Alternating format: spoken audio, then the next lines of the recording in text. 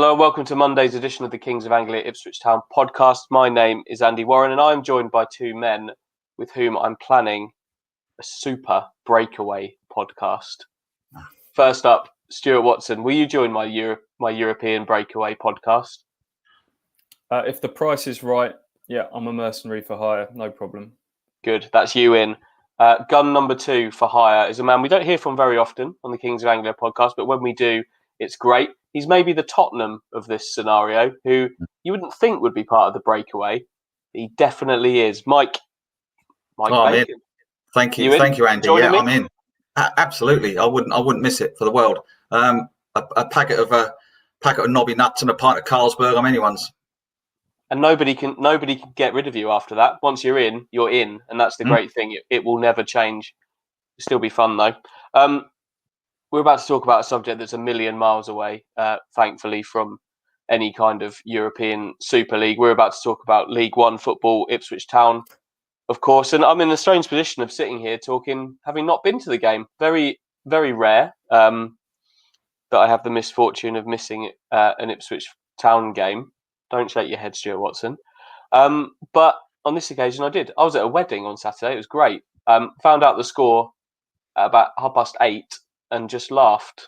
Welcome to the party, Mike Bacon. You've witnessed the scoring machine that is Ipswich Town in action now. But I have watched it back, and you guys will know better than me because I couldn't keep my eyes on it the whole time. I'll be honest, but it was a bit better, wasn't it? Who wants to kick us off? Well, we got about 20 minutes into the game, and Mike, from his socially distanced position about 3 seats down from me at the Valley, sort of called across to me and went, "This is all right, isn't it?" You know, Mike's obviously kind of watched from afar and seen how everyone's been talking about Ipswich Town. And I think you kind of were going, "This is better, isn't it, than we've seen?" And my answer was, "Yeah, this is actually a lot better than what we've seen of late." But I said, there's every chance they'll fade, Mike. They never keep it up for 90 minutes. And so was the case, really.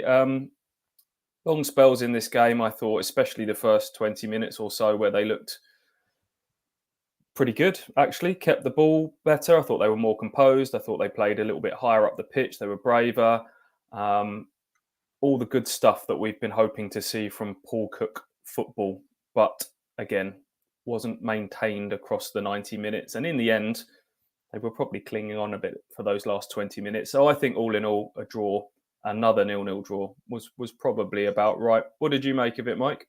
Well, you're absolutely right, Stuart. I did look across to you and say exactly those words. Probably focused on the fact that I was doing the match ratings. And the last match ratings I saw from Wimbledon contained a lot of 2s and 3s. And I was slightly concerned that how did anybody, because they're not that bad, didn't look 2s and 3s to me. Am I not seeing something here? But so yes, the first 20 minutes, you're right, Stu. Ipswich were pretty decent, and Stephen Ward impressed me great deal, especially the first 20 up and down the left. But yeah, it did then just. I mean, I was fairly disappointed with Charlton, actually, if I must be honest as well. I didn't think they were any great shakes. And you guys probably know more than I do. You probably see lots of teams this league who think, well, they weren't that great. But Town just don't look like they're going to score, do they? I mean, that's half. They sort of half threaten. They get to the edge of the box, and Dobra did some nice little step overs, and Keenan Bennett did some nice little step overs. But you look in the middle, and you think, well, even if they did cross it, what you knew what was going to happen. No one really shot. I think about 1 or 2 shots from outside the area, but hardly threatened. But having not seen all the games, it's difficult for me to just say that was better than whatever. But valuing your judgments, you said, that's why I asked. Obviously, you were saying it was better. Yeah, it's miles better than Wimbledon, but as I've said on this podcast lots of times before, with the bar has been set so low, then when we say that was better, wasn't it? And then, to sum it up, I went to get a cup of tea at half time, and there was a few Charlton journalists all sort of chatting amongst themselves, and they were saying how horrendous the game was and how poor it had been and how bored they were. And I was thinking, quietly thinking to myself, well, it's actually not too bad. I quite enjoyed that from an Ipswich perspective. And I just, that kind of brought it home to me how far the standards have kind of slipped, that we're really sort of clinging on to, clutching at straws a little bit. You know, there was some good stuff in there, but there's no way I'm going massively overboard on that. Paul Cook called it a tiny baby step in the right direction, and that's probably about fair. That seems fair from what I saw. I watched it back on Sunday. The closest they came to scoring, both of those efforts were in the first 2 minutes, weren't they, with James Norwood, and then was it Keenan Bennett's having one blocked off the line, and the only shot on target after that, a kind of a P trundler from Gwion Edwards in the second half. And you just said it there, Mike. They don't look like scoring goals, and that if you add together, if you take stoppage time as well over the last four and sort of 9/10 games, that's 7.5 hours now of no goals. That's not very good, is it? Well, I'd like to come in at this point when it comes to this hours thing and minutes, because Mr. Watson he's either got a degree in maths or he likes his stats and maths. But he put me on the spot a little bit at Charlton, where he was looking across at me and says, "I think that's now 5-6 hours," and he starts going at the 90 minutes there, and 90 minutes there, 90 minutes. 80 minutes Bristol Road, and I don't know if he's hoping I'm going to come in with it, because I am hopeless at maths. I couldn't tell him this until obviously we're getting to the end of the conversation. I had no idea what he was talking about. Lots of numbers, but eventually he worked it out. He's a maths man. You know, I'm more geography myself, but Stu, which wasn't much use when I'm sitting at the Valley, apart from I know I'm in South London, but. I didn't need to know the capital of Estonia at that moment in time. I know you didn't. What is the capital of Estonia, Mike? Quickly. I don't know. Tallinn. What's it called? Tallinn. That's right. Tallinn. Yeah, same thing. Yeah, that's it. Bang on. More geography. Did you get to the right number in the end between you of minutes and hours and? We did in the end, yeah. But I think you've already done that, haven't you? Let's call it 7.5 with stoppage time. Let's round it up. Either way, it's not very good, is it? It's a long time. It is a long time. I think off the top of my head, once James Norwood was off the pitch, obviously Alan Judge no longer being considered as well. The only two players in that side that have scored more than once in the league this season were Gwion Edwards and Teddy Bishop, and they haven't scored since October. You can find all the stats that make this point, but the reason they are where they are and why in all likelihood it's not going to end up with a place in the playoffs is just a lack of goal threat, isn't it? That's plain and simple. Bristol Rovers and Northampton, the only teams to have scored less. That's just plain and simple, isn't it? Yep. Yeah, of course it is. And I've just had a little look at Northampton. I mean, they scored like 35 goals. Some Ipswich haven't scored many more. I mean, you're right. The teams at the bottom have scored so few, and Ipswich are among those who have scored so few. And yet, we've got strikers. You know, it's not as if we haven't got any strikers. That's probably the Norwood and Jackson were a potent force not so long ago, and now I don't know. I'm playing. You know, teams have got a thing about playing one up front, haven't they? And Paul Cook's no different. That seems to be his preferred style. And people bombing through. I thought Teddy Bishop was quite good first half, Stu, didn't you? First half, particularly playing that sort of number 10 role. He's making some good runs through there. Yeah, I thought that was his best game in a little while. He's looked like a player that's been a little bit confused by what Paul Cook wants from him over the last few weeks, but he played in that as a proper number 10. People now talk about 6s and 8s and 10s, and that's maths again, Stu. That's not. Yeah, don't overthink it. He played as the most advanced midfield. He played more as a support striker rather than a part of the advanced midfield unit, and I thought that suited him more. He was running with the ball less and passing the ball more, which we're aware is an instruction that's been given to him from Paul Cook. So him and Dazelle, I thought, had decent games in midfield. Downs was unusually quiet. We've been really bigging up Flynn Downs, saying how he's been, a standout player in a poor team since he's come back from injury. He was pretty quiet, but Bishop and Dazelle played some nice forward passes. Rattle through some of the other positives. Wolfenden and McGuinness obviously came in at centre-half. I thought they were fine. They added a little bit of composure to things at the back. Wolfenden in particular, off the back of a self-proclaimed bang average season, I thought had one of his better games in a while. Charlton manager Nigel Adkins wanted his team to press the Ipswich defence a bit more, felt that they got given a bit too much room to start moves from the attack, but they mixed it up quite well. Mike, you said to me that there were times they sort of played through the thirds. There were plenty of other times where they went more direct through Thomas Holy or the centre-halves, and I thought that kept Charlton on their toes. Vincent Young back was a major positive, him completing 90 minutes and seemingly getting stronger in the second half as well. You've mentioned Stephen Ward in there as well. So there were plenty of things in there to take away. I thought it was a little glimpse of what Paul Cook wants from a 4-2-3-1. But I don't think that's going to suddenly change his mind on anyone in particular, that performance. We know he likes 4-2-3-1, but he's obviously experimented with various different formations over the last month. But pretty clear now that he's sticking with that. No more passengers, no more accommodating players, no more shifting the system to suit individuals. This is Paul Cook's Ipswich Town now, isn't it? And if you don't fit into, and we'll go on to talk about this a bit more in a minute, but if you don't fit into this system, I think you're not going to fit in at all. And pretty clear we're going to see this for the rest of the season now. No more switching about. Yeah, I think he went into short-term pragmatic mode, didn't he? It didn't work. His way didn't work in the first few games.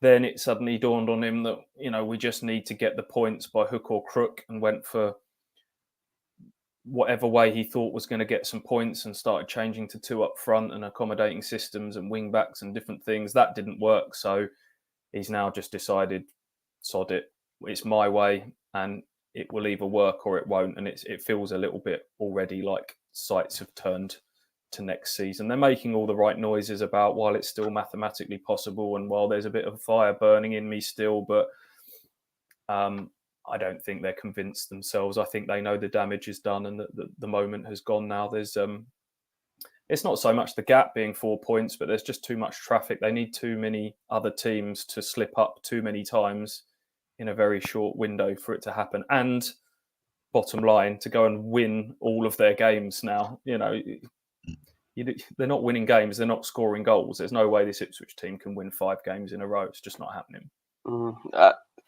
That's the thing, isn't it? This point moves them a point closer. It's 4 points. It's very much, if anything is 6th now, 5th is gone. That's how bad things have got. But on paper, a win on a match night could cut that gap to 1 point. But it's just not going to happen, is it? There's the teams in between there, Oxford, Portsmouth, Charlton in there. And if you can't score goals for 7.5 hours, you can do a lot of stuff in 7.5 hours. Do you want to know 3 things that you can do in 7.5 hours? A perfectly cooked leg of lamb will take you 7.5 hours. You can drive from Portman Road to the Eiffel Tower with a generous rest stop. You can do that in 7 and a bit hours. And you could watch the entire Series 6 of Line of Duty in that time as well. You can get an awful lot done in 7.5 hours, but not score a single goal in football. And if you can't do that, you're not gonna get promoted. We'll leave the game there. Team selection we always talk about, and interestingly in this one, the captain was on the bench, Luke Chambers. That's happened. He's been on the bench of late. He's been dropped to the bench of late. But this one came with some comments after the game from the Ipswich Town manager, Paul Cook, when he was asked about Luke's future. He said, going forward, Luke will have decisions to make on his future in the summer. I certainly think Luke can be around after the summer if he wants to be. What part that might be different, but that's certainly between me and Luke. He's been an exemplary pro, even on the bench today. He conducted himself great. Obviously, this comes on the back of the day after Paul Cook describing himself as Demolition Man, and after news of Alan Judge being sat down essentially for the rest of the season to avoid triggering an extra contract with eyes on the summer. Luke's one of those out of contract this summer. What did you make of those comments from Cook post-match, Stu, and what do you think that means for Luke Chambers now?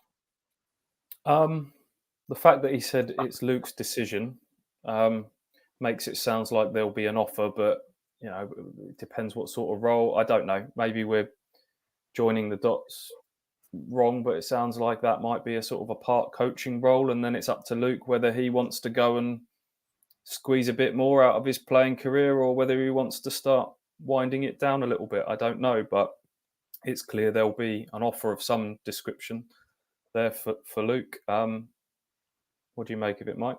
Well, how old is Luke Chambers? 35? Yeah. 35? Yeah. Does he want to keep playing? Does he want to play a coach role? I thought it was sort of a bit ambiguous, really. I thought it was a comment that was thrown out there a little bit by Paul, but what on earth does that mean? It could mean a whole host of things. And if it's up to Luke, it sounded like they were going to offer him something, did it? It sounded like they're not just going to part the ways with him. He has been a very loyal subject to the club for many years, but Paul Cook's coming to make big changes, isn't he? Of all sorts of personnel, and I don't know. Is Luke Chambers ready to finish playing football? Because that's a big thing to do. He's made it very clear that he wants to play as long as he possibly can, and this is someone who's been used to playing 45 plus games every year. I'm not sure he'll be ready to start. I don't know if that's in his mindset to kind of play a bit, be sort of happy with a bit part role. I don't know. A lot will go into it, how settled he and his family are in the area, what this other role is, which those comments were kind of, they left more questions than answers on that one, really. But there was definitely, what I will say is there was a definite softening of tone from Paul Cook from those Demolition. The comments post Wimbledon had gone up a notch in terms of his disappointment of the team. He'd already questioned their sort of mental fragility. He'd already questioned their fitness. That went up another notch after the Wimbledon game. We don't score, we don't create, we're not fit enough. Really got stuck into him after that. Then we had the Demolition Man comments on Friday pre-match, and there was a bit of a softening of that. The phrase he used, I said to him, with 5 games to go, is there any way some of these players can change your mind on them? And he basically sort of said, yes, there is. I think he used the phrase, my bark has probably been worse than my bite. It was almost a little bit like some of these comments have just been designed to press a few buttons and get a reaction out of people. I didn't necessarily mean I was going to get rid of them all, but I had to kind of make them believe that or fear that to try. And that was his last man management throw of the dice in a desperate attempt to get something out of them. So it did feel like he took a slight backward step on some of those Demolition Man comments at the weekend. Well, it certainly worked to an extent, didn't it? In terms of an improved performance with a bit more intensity about it. If these guys have got a future to play for, that's not a bad thing, is it? Well, he's a man who wears his heart on his sleeve, doesn't he? He says it. He's very passionate. He comes bouncing out from the game and he's, oh, hello everybody, and it's all chipper and it's great. I think he's a great guy. I like him, and I think town fans have already took to him. But people with that sort of aura will also get personally very hurt and very down very quickly, as they'll have big highs and big lows. There's not much in between, I imagine. I don't know him that well, and there's nothing wrong with that. I think a lot of people are like that. He can very much be like that. So I think Stu's right. I mean, I was listening to what he had to say as well after the game, and yeah, he was a lot softer with. In fact, he was almost reasonably pleased with the way it had gone that afternoon. I think, he certainly wasn't angry or furious or unhappy or throwing anything back. He was quite, mellow about it. And perhaps that brought in the Luke Chambers thing as well, where he suddenly asked about Luke and it was suddenly, he could have a future here. And whereas before the pretense had sort of been, well, I could get rid of the whole lot of them, quite frankly, And it was the same with James Norwood as well, wasn't it? I was quite interested when reading those comments from Friday that he gave to you, Andy, where he threw out a list of names as examples of people who might not be here next season. And Luke's name was on there. And James Norwood's name was chucked in there, who is not out of contract in the summer. And I think that took a few people by surprise. He obviously went off injured again at the weekend, but Paul kind of started talking about James, saying that they'd had a long chat. And I think James has been frustrated about how the team's playing and He's definitely part of my plans going forwards, and he's just got to concentrate on being the best he can be and let me worry about getting the right people around him and stuff. So that, both with Chambers and Norwood, there was a little bit of a backtrack on some of those comments that he'd made. So Mike's right. He's emotionally volatile. I think he's going to be up and down throughout all of this. One thing's for sure, when the going gets good, hopefully that's a case of when, not if, I can see that he's going to be a manager that players and fans and everybody really get dragged along with him. He talked about, I've always had players that run through brick walls for me in the past, and that's because I'd run through brick walls for them, and it's a two-way process. And at the moment, the players aren't doing enough to earn his respect and vice versa. But hopefully we'll get there. Mike, do you know what this Luke Chambers situation slightly reminds me of? And you'll remember this, I'm sure. And I'm not trying to compare the two players in terms of ability, and I don't know what any kind of off-field role for Luke Chambers might look like at Ipswich Town in 2021. But if you go back to 2000, 99, summer of 99, summer of 2000, Tony Mowbray has just scored a goal at Wembley for Ipswich in the playoff final. The previous summer, he'd essentially retired, hadn't he? Yeah. And was part of George Burley's coaching staff, but they suddenly called on him in around October time when things weren't going very well. Hooked him out of retirement, essentially. Wasn't part of the plan, but they had a good, solid 36-year-old centre half around that when they really needed someone was around. But that wasn't part of the plan at all. He was supposed to be working in the backroom staff. I think he was working with the reserve team and a bit with George Burley at the time. So it slightly reminds me of that situation with Luke Chambers potentially. Yeah, I think. Mogger was fantastic, wasn't he, at Ipswich Town? And as you say, he finished, and then he was on board as a coach, and he came. The only difference between that and now is that George had been there a little while. And George, was in his fourth or fifth season at Ipswich and knew Mogger well. And the club had been quite stable. They were successful. They were making, it was, keeping a former player, a player like that so popular within the group in a successful setup. The fans loved it. They could, with Luke, unfortunately, the club has had lots of far more downs and ups over the last half dozen years, far more downs, and he's been he's just been part of the group, that's how he experienced all that. And it could be slightly divisive, with some fans. So we just want to clear out. We're not blaming Luke Chambers, far from it. We just want to clear out. We don't want anything sort of attached to what's gone on over the last 4 or 5 years still to be here under the new Paul Cook regime. So I think he's just playing his cards a bit close to his chest, really, just in case. I don't know, just in case, because it's all well saying bringing 18 players and 120 players and all this, that, and the other. That's not quite as easy as it could be, and you're going to perhaps have to still want. And let's be honest, Luke Chambers, he's a solid player. He plays regularly. I mean, the amount of matches he plays, injuries, touch wood. He's very fortunate. His fitness is great, and that's down to him. You can't, that's down to the way he looks after himself, and he has got a lot going for him with Ipswich Town. He thinks perhaps he's been unfortunate. He's been at the wrong club at the wrong time, type thing, because I think he's quite a loyal player, and I think wherever he'd gone, he'd have put in the amount that he does put in. But yeah, Mogger was great when we kept him on back in that time. But whether that would be the same it's not quite the same situation. No. It's not. It's not the same. It just reminds me a little bit. Reminds me of the value experience. Experience can bring you. It will be interesting to see what happens with him. We've talked about Luke Chambers so much on here, haven't we? And Cole Scouse as well, who I think even Paul Lambert was talking about Cole Scouse having was it an ambassador role that Lambert used to talk about with Scouse, Stu? This was 2 years ago.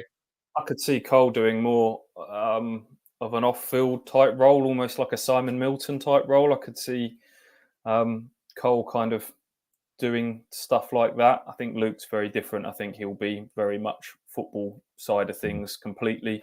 The only thing I would say is how big a coaching staff are they going to carry next season? Obviously, budgets have gone up a little bit since the takeover, but we don't know if Liam Richardson is going to come across. I imagine Paul Cook will do everything he can to try and get him across from Wigan, his long-time trusted assistant. He's already got Gary Roberts in the building. Kieran Dyer is very much part of the first team coaching setup at the moment. You can see that he's there at all the games. He's very much involved in the warm-ups. Matt Gill is still about as well. That is a big old. If you start adding others, if you start giving Luke Chambers a coaching role and everything like that, that becomes quite a big coaching setup. So it could easily not involve any of that kind of stuff just now, couldn't it? And it could be just a very limited playing role, just made very clear to him that we're going out to sign 1-2 centre halves, and you're in a backup role here, which is another decision that like you were saying at the very start, Stu, for a man that plays 45 games a year suddenly. And he's also during that time, he's been asked so many times about how he's been able to stay fit when others haven't, and he said that it's because he just keeps playing, and that's where his fitness kind of comes from, not having those breaks. Whereas you kind of get to 36 as he'd be not that long into the season, and if you're looking at playing 15, 18 games, that suddenly becomes a lot harder to keep your body robust, doesn't it? So this isn't the last time we're going to be talking about Luke Chambers between now and May, I'm sure. But there you go. Have you got anything else to kind of throw in the mix from Friday's press conference, Stu, regarding Demolition Man and how you saw that going, and maybe on Alan Judge as well? Obviously, his Ipswich Town career is now over. A contract clause means one more start, and he would trigger a 1-year extension, which they didn't want to give him. He could have come on from the bench and not triggered those things, but I think they just thought that was after 30 seconds of the game every match just to get around it. You get 5 subs every game now, so could have done. There you go. There's a potential tactic. If they've already made their mind up that for both parties, it sounds like, we've decided not to keep you, Alan, next season. It would be unfair of us, once you've come to that decision. I'm sure Alan would give absolutely everything for the team because that's in his mindset. But also, then, you can go and get an injury in these last 5 games, and it prevents you going and getting another club. So Ipswich are now obviously looking to work on other options.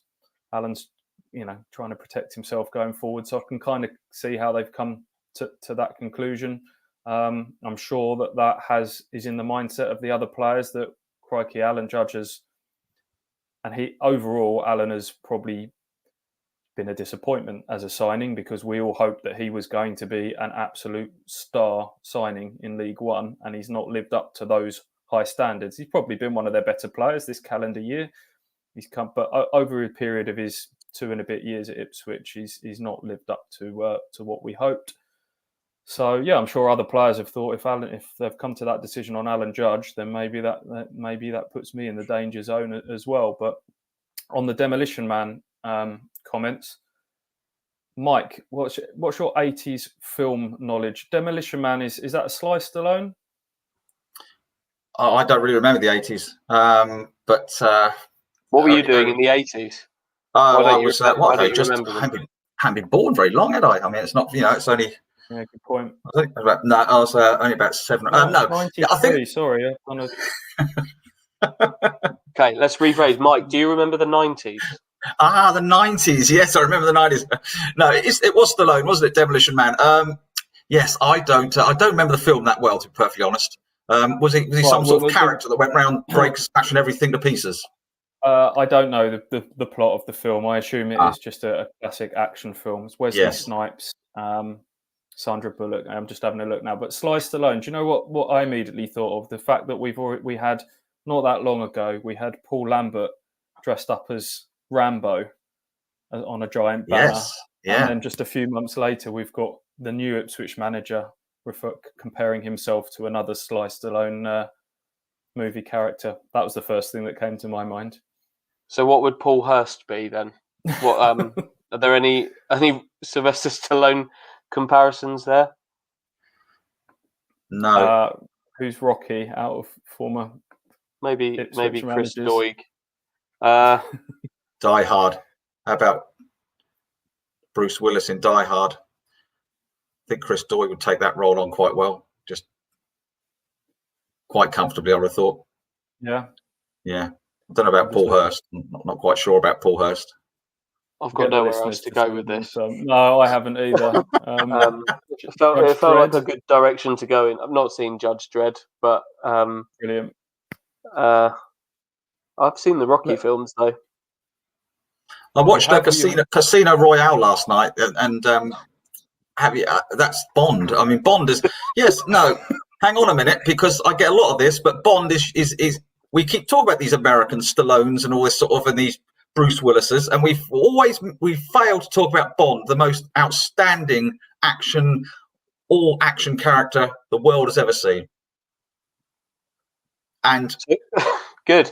Who's going to be the next James Bond, Mike? Who should be the next James Bond? well, that's while a we've got you. extraordinary question. Who's that guy's in the film? He was in a series, Night something, recently. I can't remember his name. A few years ago, Nights, I can't remember. Who would I have as next James Bond? Well, that's a good one. Paul Hurst, I suppose, would be quite good. But no, I have no idea. I have no idea. But certainly, Bond is very underrated. And I often hear all these chat about super characters and Schwarzeneggers and all this, that, and the other, and Judge Dredd. And You talking about Judge Dredd a lot? No one mentions James Bond. Mike? I'm just saying, no one mentions James Bond. Casino Is he a Royale. superhero? My superhero. Is James Bond a superhero? Is that what you're trying to? He is in my world. Okay. Always will be.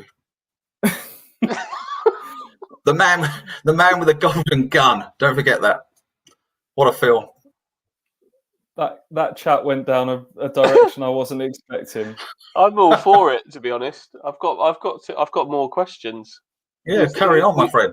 And they're all directed to you, Mike Bacon. Who's your favourite James Bond? Well, to be fair, I used to like Roger Moore, but I mean, I think Daniel Craig has been outstanding. We're going to miss him. I don't care what you say, you're going to miss him. You try and find me a better film than Skyfall. Be careful what you wish for, Bond fans. Exactly. Be careful what you wish for. Oh, be careful what you wish for. Who said that? Everybody. So here we are. I don't really want to, but shall we move on to talk about Northampton away on Tuesday night? Or cool. We can come back. Before we finish, I want to talk about your bookshelf that's behind you. Which people watching this will be able to see, and we'll probably have been peering out the whole way through. We'll talk about that just before we finish. But next up, Northampton, a team Ipswich wonderfully have already drawn 0-0 against this season. So we've had our fun there. Goals galore in this one.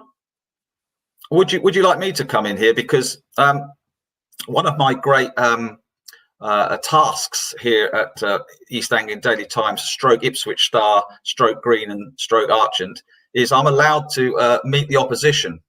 I'm allowed to take a look at the opposition, which, of course, back in the day when we were at Liverpool and Man United, Man City, was always quite interesting. But I'm the lucky one. I'm the lucky one of the group. For anyone watching this now, when you're watching Andy and Stu, they get to see the games and do things like Paul Cook quotes and players. I get to do meet the opposition, and so like meet Rochdale and things like that. Meet Wigan, meet AFC Wimbledon. Well, the actual last time I saw AFC Wimbledon was at Debenham Leisure Centre in the FA Cup back in 2007. So I've actually met them close up before most Ipswich fans had even heard of them. And of course, I'm allowed to meet Northampton, which of course I've just been doing today, funnily enough. And I've met them, and actually it's for a second time, because I met them before the 0-0 draw. Are they very different? Are they very different to the previous time you met them? Not really. It's still got the same manager, John Brady, who's the interim manager then. He's the interim manager now, but apparently he's going to be the interim manager at the end of the season. They have actually got the same. If you looked at the last 6-game current form guide, they are just a place below Ipswich, but on the same points, 7 out of the last 6 games. Anything else you want to know? Well, the best part about meeting the opposition, when you do meet the opposition, Mike, is you do throw in some fun facts along the way. It's not all top goal scorers and form and managers. I'll just read out, as an example, the headline from the weekend one. Meet Town's opposition. Charlton, Blues head into the valley as only fools and horses know. And then there's a picture of the valley and somebody's just holding up a 99 in the an ice cream in the picture, or is that an advert on our website? That's an advert on the website. But did you see what I did there with Into the Valley? Now this is interesting. You see, Into the Valley is now we had this. I had a conversation with Stuart as we're driving up through South London with our music turned up nice and loud, so everyone could sort of see us as we drove through in Stewie's very posh car. You met his car, haven't you, Andy? I've met his car. Yeah. So music was ramped up, and we were giving it some. And I said, "Is it okay if I use Into the Valley as a heading?" You see, because Stu sort of said, "I don't understand what's that mean?" I said, "Well, it's by the Skids, Into the Valley, the song. Have you heard it, Andy? Into the Valley, that one, yeah, absolute classic. You see, well, Stuart never heard of it, so I've obviously have used it, and actually I used it in a little piece afterwards, and because they played it, didn't they, Stu? They played it at the ground at half time. Into the Valley came over the PA, and we were singing it a little bit, and then I did it in a piece on Monday morning, and somebody sent me. I got a couple of notes from two people. One who said, because I put in the piece that also Dunfermline Athletic run out to it. Did you know that? I did not know that. Well, no, nor did I. But I put it in my piece. I just put it in, sort of threw it in. It's apparently because that's where the Skids come from, Dunfermline. So that's why they run out to it as well. Every day really is a school day, isn't it? What's have you got a fun fact about Northampton Town? Yes. My fun fact about Northampton Town tomorrow is: have you seen the sitcom Keeping Up Appearances with Bouquet? That's where it was filmed. UK. It was filmed in Northampton. Excellent. Is that enough for you? You've had some great ones this season. About who was it was born in Rochdale? There was someone interesting that was born in Rochdale. Oh, I can't remember now. I know that it's all blurry to me. Yeah, Rochdale. Who was born in Rochdale? I don't know. I have had some good ones. Yeah, the Only Fools and Horses one, you see, was because Rodney in Only Fools and Horses. Rodney, you like Only Fools and Horses, don't you, Stu? Yeah, I do like a bit of Only Fools and Horses. Well, Rodney's middle name is Charlton. Did you know that? In the series, named after Charlton Athletic. No, see, this is brilliant. Stu, have you got any thoughts on the actual game at all? Should we just call it a 0-0? I feel like I've seen that game already and don't need to see it again. We could do, couldn't we? Charlton, Northampton, one of only two teams in the league to have managed fewer goals than Ipswich in a remarkable feat. So it is all pointing towards a 3-3 thriller, isn't it? No, it's pointing to a 0-0 draw. Okay. What's your prediction then? Go on. Are you going to predict 0-0? Okay. Yeah. Mike Bacon. 1-1. Hyacinth Bouquet come off the bench and nod one in for the Cobblers. I think it'll be 1-1, and I think KVY will make a thundering run down the right-hand side. I think he'll cross it, and at the far post, in will come the Bish. And I think that'll be 20 minutes in, and Northampton, who can't score for love nor money, will not score until 89th minute, pen. 1-1. Specific. I've got 30 quid on that. Have you? Big bucks. We're expecting James Norwood to miss this one, aren't we, Stu? So that would mean, you'd imagine, do you think? I don't know. Yeah, I would imagine so. Just a few days after, I think he wanted to play on. To be fair, Matt Byard was straight on. He kind of clutched the back of his right hamstring. I think he was saying, "Give me 5 minutes to see how it is." But Jackson was virtually on the pitch while that conversation was happening. They weren't taking any risks with him now. I think that was the third time he's gone off injured in the first half this season. So that doesn't bode well either for tomorrow night or probably for these last few games. Is there any point taking a risk on him? Jackson was quite lively when he came on. Actually, he did more in the little spell he had on the pitch than he had probably done in his previous 3-4 games combined. But there's not the same goal threat with Caden Jackson on the pitch. He can run channels. He's got a bit of pace. He drags defenders into positions they don't want to be, but it's not the same goal threat there, I'm afraid. I'd agree with that, but I am also foolishly going to predict I think they might win. I think they might win 1-0. Win. 1-0 Which, win. Yeah, 1-0 win. I think that might happen. Who do you think is going to get the winner? Caden Jackson. Oh, right. Goal number 2 of the season coming on April the 20th. To get the win. He's got one winner already this season at Plymouth, so he can get another one on the road against the Cobblers. Let's finish talking about your bookshelf, Mike, before we go. Sure. I'm sure anyone that's watched this and got this far on video, well done. And 2, you need to reveal those. There's 3 books over your right shoulder. Who have we got on there? Who's at the very top? We've got David Giller at the bottom. I can see that. But who are the other 2? David Giller's at the bottom, as you're saying. It's called Le Magnifique. That's what the autobiography is called. Which is what I'd call my autobiography, by the way, when I write mine. Just above Mr. Ginola is Chris Eubank, a fantastic boxer of the 80s, of course, we all know him, and who's also on I'm a Celebrity, Get Me Out of Here, I believe, which is obviously where all the top stars end up.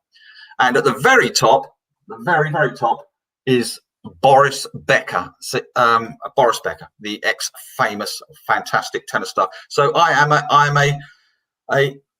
my sporting prowess and interests know no bounds.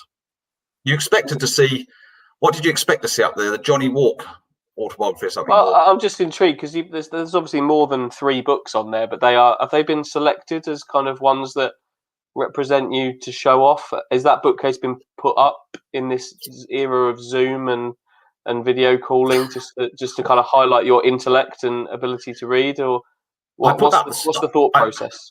I put it up this morning because obviously you told me I was going to come on here. I was obviously aware that the backgrounds these days, especially on Zoom, and people. Let's be quite brutal about this. Most people will be more interested in what's behind me today than what I've actually said. I mean, I've known that from the start. I'm quite open about that. It doesn't worry me. They've been staring at those books behind me and not listening to me at all. So I had that put up this morning. My next door neighbour, Chippy, came round and put it up. And I said, because I said I got a load of books, and I've just quickly arranged them. So to be fair, they're in no particular order. I must be honest. That just the ones that fitted without falling off. I was a bit worried I was going to fall off actually during the podcast, to be honest. But they have all stayed still. Good. Should we end it there? Can do. Yeah. I'll tell you what. I have got one book here, though. I have got one book here that is of great interest, and it's one by Steve Wignall, the ex-Colchester manager, and his autobiography is called "You Can Have Chips." Isn't that a great name for an autobiography? You Can Have Chips. And I'll let you go find out why it's called that. I know why. Steve, don't spoil it. Don't spoil it, Stu. Okay. You want the audience to go away and do their homework. Go away and Google why Steve Wignall's autobiography is called "You Can Have Chips." I used to travel to a lot of games with Steve when I was Colchester reporter, and he used to do co-coms for Radio Essex. So I do know the answer, but if you want people to hit Google, then do it and buy the book. Absolutely, found the book. Couldn't agree more. Is it a good read? It is. Yeah, it's brilliant. Well, I like those sort of people are you looking at your ceiling? Is it on your ceiling? What do you keep looking up for? What? It's up the top. Yeah, I've got more shelves up here. Okay. Chippy was very busy this morning, my friend. He got over it. He got around here at 6 o'clock in the morning. He hasn't stopped. There's loads of shelves everywhere around here. Good old Chippy. What a man. I'm going to call a halt to this. That's enough. Mike, thank you. Thank you for joining us. My pleasure. I'll be back again sometime, someday in the future when you're all a little bit bored and you just have no one to call on. Give me a shout. It seems like every 3 months you seem to get the call. So we'll see you end of June. Well, I don't know. Probably pre-season. You might want. Yeah. Probably when someone's on holiday would be probably. Usually a holiday. Yeah. Usually a holiday. Stu introduced me in his little video. As we finished at Charlton, as I've come off the bench, that sort of old one, but it's the thought that counts. Super sub. If more bacon is what the people want, can I just implore people to just maybe leave a review on iTunes that just says, I don't know, hashtag more bacon. You can have bacon. You after can the have, chip. yeah. Just put that. Is that what the book was called? You can have chips. You can have chips, is what it's called. Yeah. Just put bacon and chips in the review. Bacon and chips. If you want more of me, bacon and chips. Have you got that, Mum? You hope you listen to this. Anyway, yeah. So I've got one personal sending. Anyway, yeah. Good. We'll reevaluate this in a week and see which one of us needs to be kicked off for you to come on full time. So we'll see how that goes. Thanks for joining us, Mike, Stu. Pleasure. Up the town. Thanks for coming as always, mate. Thanks to everyone for listening. And if you haven't subscribed, go and do that in all the usual places. And we'll be back later in the week to talk about another 0-0 draw.